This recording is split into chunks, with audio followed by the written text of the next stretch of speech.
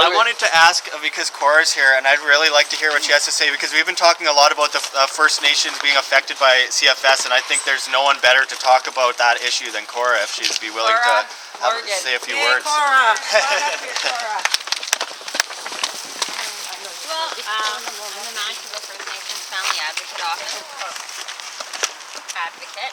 Our office opened in June of this year, so it's been 9 months as of yesterday that we've had our office open.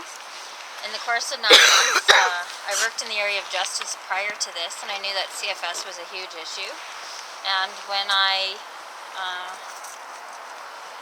first got into the role, and as time has gone on, I've seen how much worse than it actually is. Yeah. And there's all these rippling dynamics that, they're just horrifying. Most people will never see that.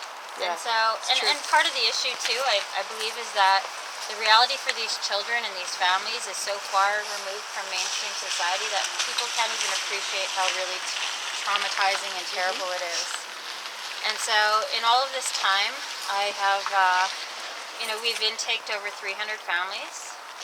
And so we have so many people that are trying to fight to get their children home. We're seeing lots of commonalities where, people don't know their rights, and so they're trampled over.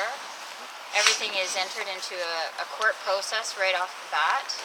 A lot of cases, foster parents have more rights than biological parents, and they have mechanisms to appeal where parents don't.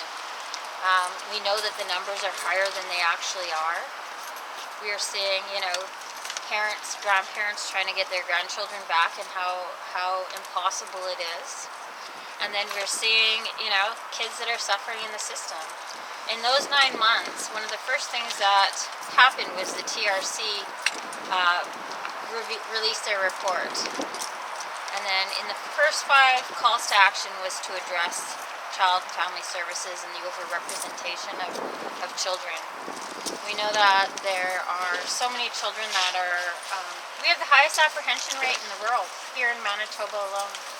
And so with those sorts of things that are happening, you would think that it would be alarming, and for some reason it's become kind of white noise.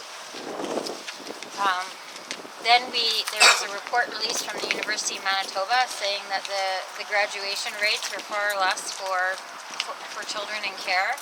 Not surprising.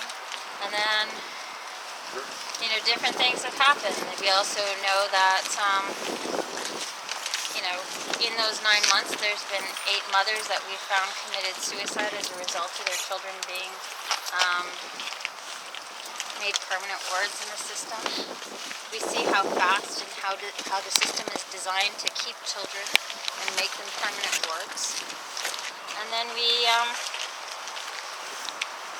also, about a month ago, the Winnipeg Police Service released that, there are 859 missing persons in Manitoba in 2015, and 85% of them were children in care, with 70% being females.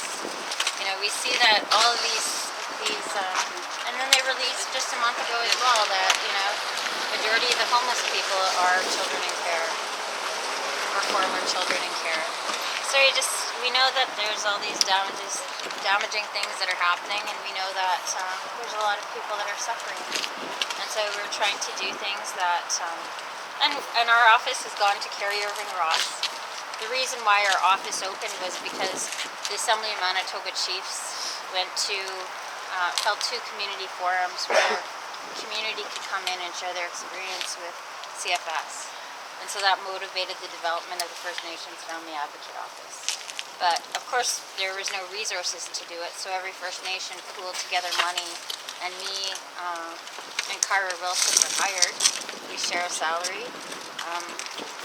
And she's on a leave of absence right now, but all day long, every day, we're hearing we have more and more families coming, and it's impossible to reach all of them. It's impossible to help all of them.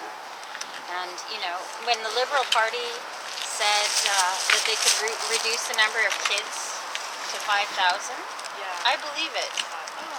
One of the things that happen, even agencies, people are working in these agencies, they know things are wrong, and and they're sending their own clients to us because they want us to come back at them and challenge them so that they can do the right thing.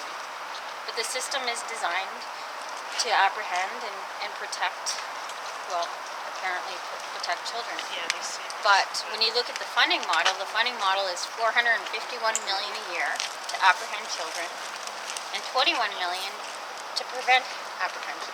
Just speaking to that, how does it always come down to an economic issue? Every child should be properly cared for, irregardless of any monetary system. I agree. The resources of the human is abundant. And yet, it's broken down to, well, we're going to put some more money, but we can't afford too much. Oh, we have to claw back some money. It's all about the money. When did it become about the money and not about the kids and the families who need the supports, especially First Nations? Well, 2/3 of the province. Companies like Walmart and Staples and Giant Tiger and McDonald's Corporation, thousands upon thousands of dollars. Children that are getting services from CFS, then those corporations don't get any of that money. But when children are under apprehension status, those particular companies, at least in Winnipeg here, make tons and tons of money. I don't understand So- that. sorry How to do get- people make money? How do these corporations make money from Because CFS? Child and Family Services has contracts with Walmart, Staples, McDonald's, Giant Tiger, and some other large companies. So that foster parents, but as well as reunification funds, because reunification funds are not given to families as funds, they're given as vouchers for Walmart. And the reunification funds is supposed to be money that makes up for the child tax, even though those funds and vouchers actually don't equal what the child tax is, and CFS keeps that child tax money, gives the family very little. Walmart and all these other corporations make a huge amount of money, as well as they tell parents, don't bring your kids snacks for visits, please get them from McDonald's and Giant Tiger, and we will give you a voucher for that. By the way, does anybody know about the issue of that the average person in care is given about 7 different pharmaceutical drugs almost instantly, irrespective of any condition that they might have? Yes, we've got one grandson that he's, as a matter of fact, he's got Asperger's, which is on the autism chain, which is very humorous, as all these autistic people were trying to drown us out. But he would go back to his foster home, and if he was any kind of trouble at all, they'd increase his meds. Yep. Well, I know that CFS often, labels really BS illnesses on mental illnesses on children that aren't mentally ill at all, actually, and they There's peg that on a a lot group of of group homes that are west of the province. There's 10 of them, and I had this when I was working in justice. There's 2 young men that got in conflict with the law and whatever else. Anyways, they went and stayed in these group homes, and when they showed up to court, they were hardly functioning, and one of them was carrying a towel. And so his lawyer said, well, why are you carrying that towel around? He says, because this medication constantly makes me drool.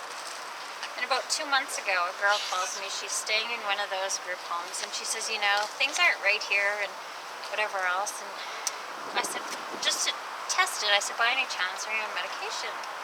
She says, yeah, but just 4. I said, oh, well, that's kind of a lot for a 14-year-old girl. And she's like, well, not really. She says, because my roommate has 9 different kinds of medications. And there's another girl here that can barely get out of bed. Now, I've heard that CFS brings in more money. Well, not necessarily CFS, but there's more money involved when the child has a mental They illness. do. And Oh, one yeah. of the things that happen is that if you take a healthy child and you put them into the system, they're going to want to place them at a higher level so that way there's more money invested in that child. Yes. But My you grandson- can drive that cost up by the amount of medications that you give that child. Yeah, see, like They get $300 a day for him. the medication, what happens is that the medication is paid for by the taxpayer. And so the pharmaceutical drugs are increasing their sales by having taxpayer-funded medications pumped into kids that don't know how to defend themselves.